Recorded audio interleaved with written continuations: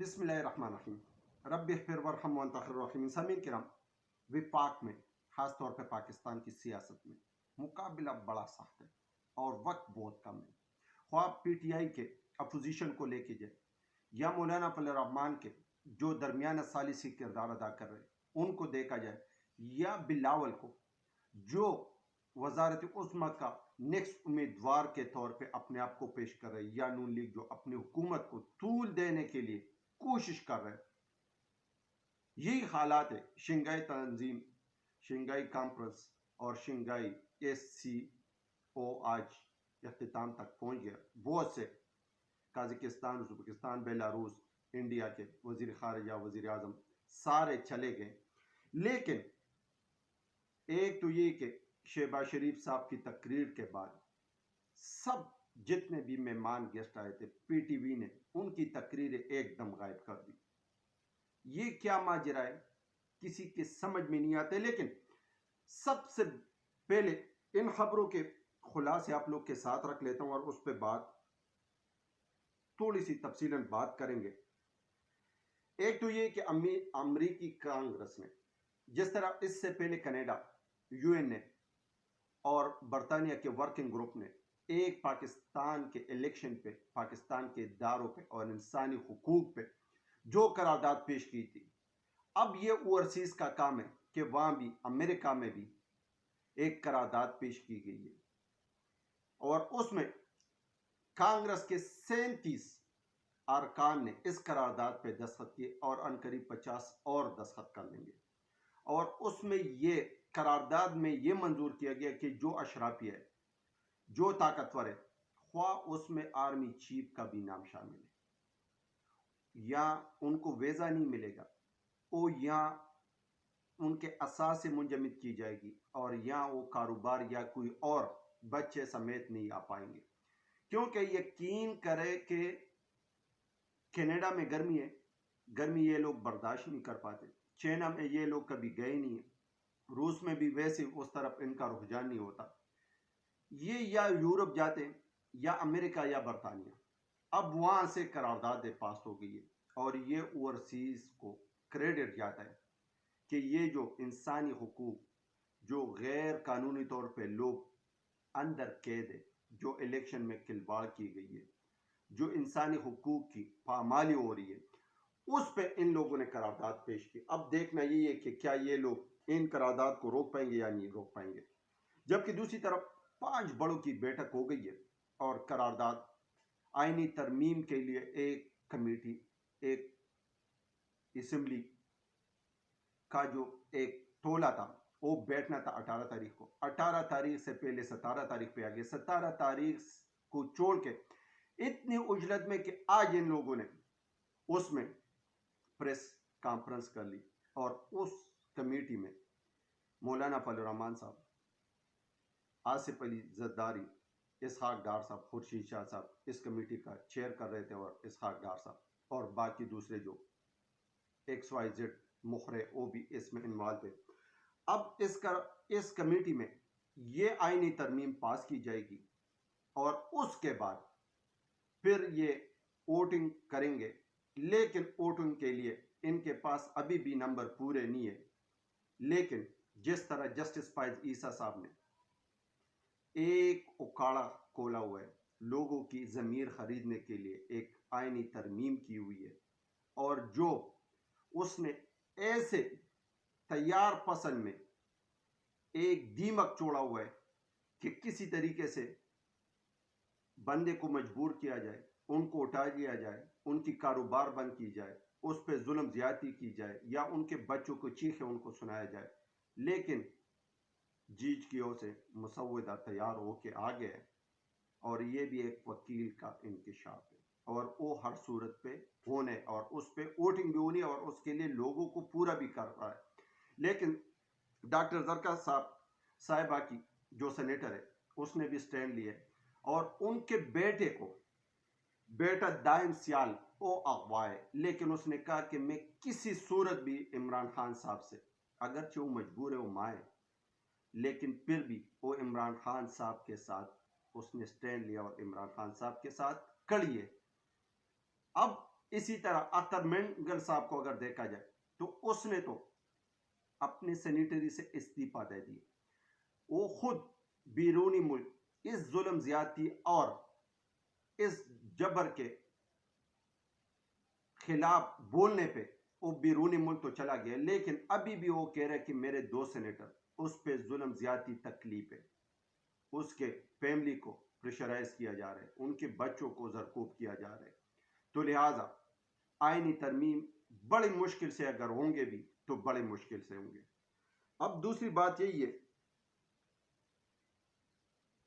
کہ آج C M Punjab نے پریس کانفرنس بھی کر لی.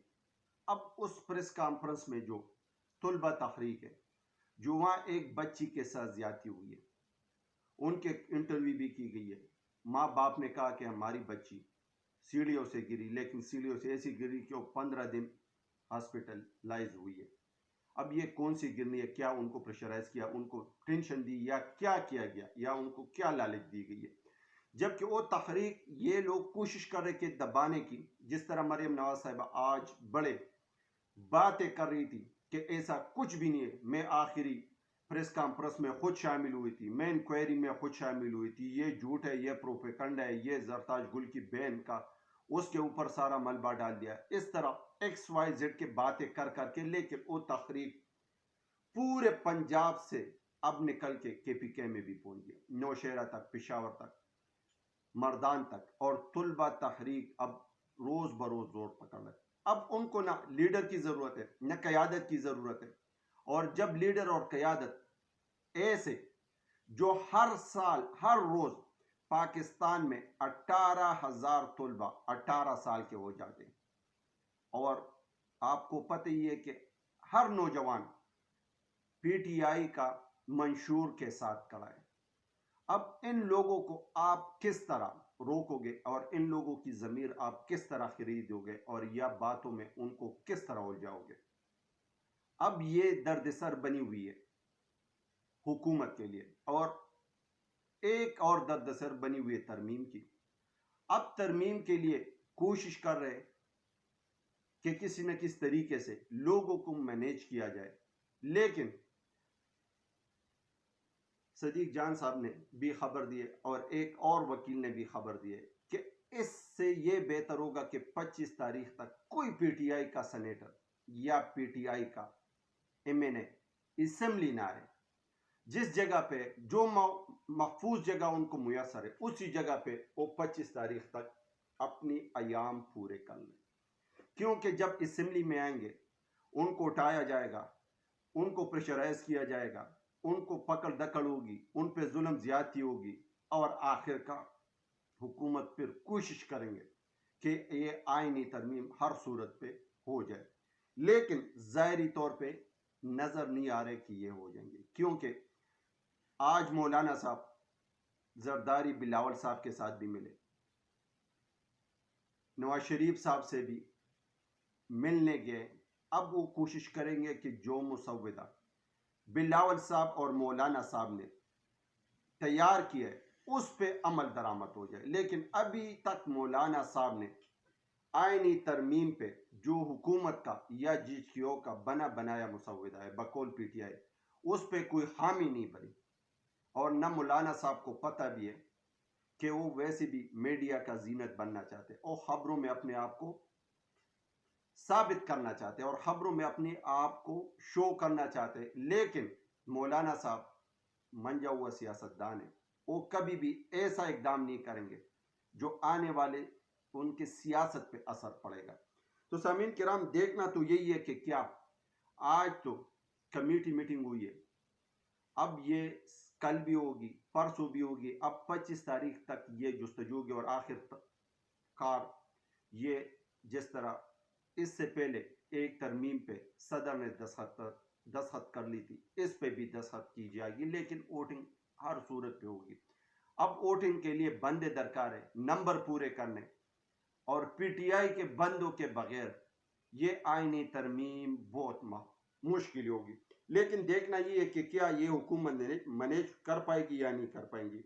جس میں 5 بڑوں کی تو بیٹھک ہو گئی، مولانا صاحب، بلاول صاحب، زرداری صاحب، نواز شریف صاحب اور ایک آدھا بندہ اور. اب دیکھنا یہ کہ کیا یہ ہو پائیں گے یا نہیں ہو پائیں گے. لیکن ایک اہم خبر اور ہے، جاتے جاتے یہ خبر سن لے کہ سعودیہ کا ولی عہد محمد بن سلمان موساد کے سربراہ کے ساتھ، چیف کے ساتھ مصر عبدالفتاسی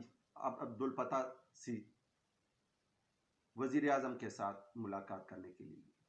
کیا وہ فلسطین کا جنگ روکنا چاہ رہے؟